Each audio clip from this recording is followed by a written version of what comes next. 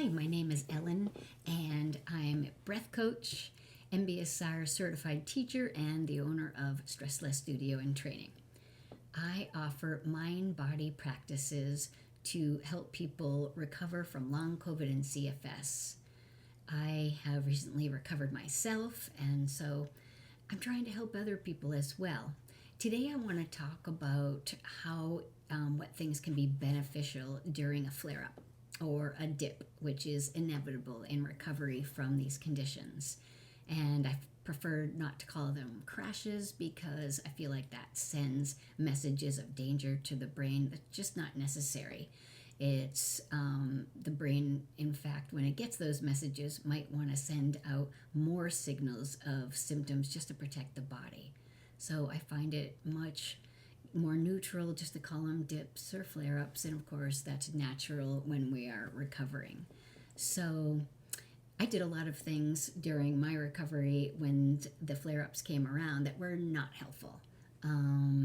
Crawling up in my bed, getting in a ball, really tensing up and sending myself a lot of fear signals, exacerbating my symptoms with thoughts and emotions that just weren't helpful. I didn't get better. But I want to talk about things that did help in this video. And there are 5 main things that helped me to shorten and to actually start to eliminate the push and flare-up cycle.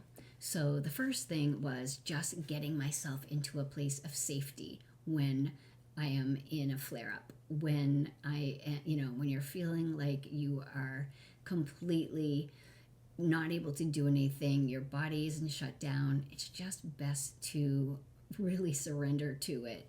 Get yourself in a chair or a bed or whatever place is most safe and nourishing for you.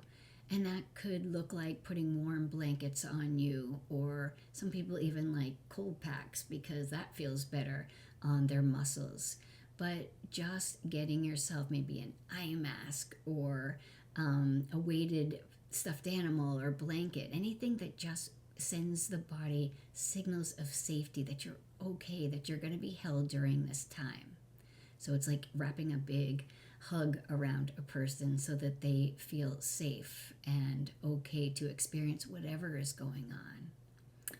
The second thing that I like to do is to relax the body. And this sounds so difficult, but it didn't help when I contracted. I was actually exacerbating some of the pain that I was feeling and really zoning in on them and it magnifying it. So if we can send our signals to our body that things are okay by relaxing around them, either using breath work to breathe into the different areas which are flaring, where you're feeling parts of the body that have more sensations in them, then that can be really helpful.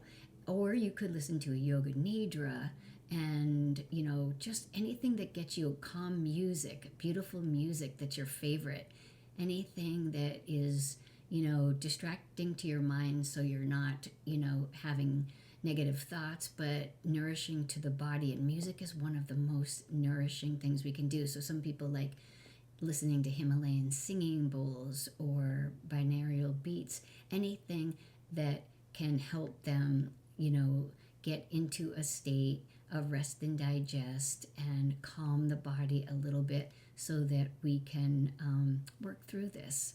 So music and relaxation is really, really important, even a body scan. So whatever that takes. So another thing I like to do is to send safety signals to my brain. It didn't help, like I said, to send signals that, oh no, this is happening right now. This must mean I'm going backwards. Oh, this is terrible. This is just, I'm never going to get better. I'm hopeless. I did that for a long time and I never improved. So what I did find helpful is when I changed the channel and I started to ignite hope and belief. And that is sending signals to the brain like, it's okay. This is temporary. This isn't a setback. This doesn't mean that I'm not getting better. I'm just listening to my body right now. But it's okay. This is safe. So things like that that can really, really help you to calm down. Just like you might talk to a child that's fallen down and is giving, you're comforting them. So whatever that language sounds like, really bringing that into the brain and really feeling that emotion behind it, really believing it. You're okay. This is a process. So when your body knows that and has faith in the fact that, you're going to get better, it's just going to take some time, and that you're doing the very best that you can, it can really be a different mindset than giving up or going negative. And the fourth is that you can do things to activate your vagus nerve. And that can get you out of fight or flight and into rest and digest. And like I mentioned, you might not feel like doing breath work, but if you do, then that's very helpful. The diaphragmatic breathing, where you just breathe in and breathe out, moving your diaphragm out and in. But another thing is just humming. Humming activates the vagus nerve all the way through into your belly, and that can be, sending you straight into the parasympathetic state as well, and that's where we heal. And you could sing, or you could gargle, anything like that is going to activate the vagus nerve and help you out while you're there. Now, don't forget, so much is offline when we're attending to sensations. So it's really hard to do these things or to remember these things. So another tip I will give you is just that maybe when you're feeling better and you're up to it, you've got a little more energy, and you write these things down that are helpful to you when you're in the flare-up. Like aromatherapy might feel good, or taking a bath with Epsom salt or tea, or listening, to music with headphones. This can help your family or your caregiver as well, because they know what things make you feel better in that moment. And so it can really be a community support for you. And it's how you get to know what works the best for your body.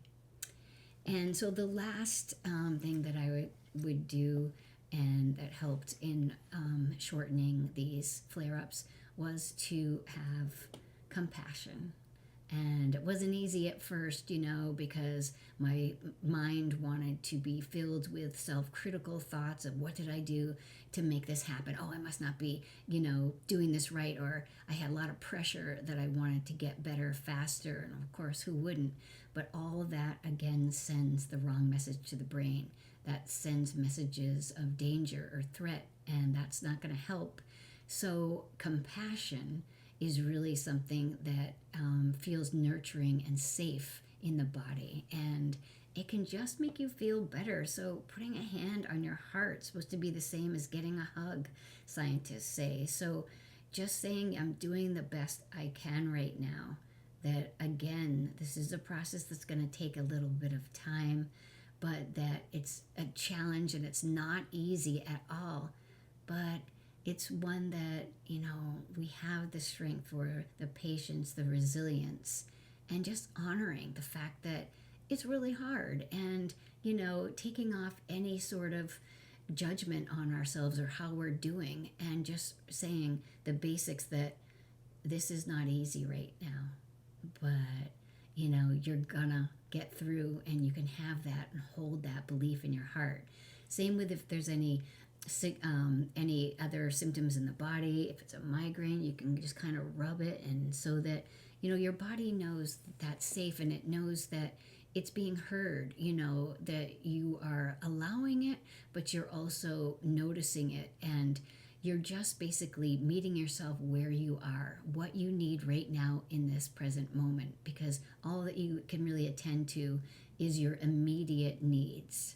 And like I said, when you're better, there's so many other options to do when you're feeling a little bit more up for it. But in that time of a flare-up, just giving your body the most nourishing place to be. And I think you'll notice that they'll become shorter, that they won't be as intense, if we can just keep being in that, this is okay, this is going to pass through, and allowing it to happen rather than resisting it. Thank you, and I hope this has been helpful. What do you do to help yourself when you're in a flare? Maybe give some other suggestions for people too in the comments. Thank you so much, and I will see you in the next video.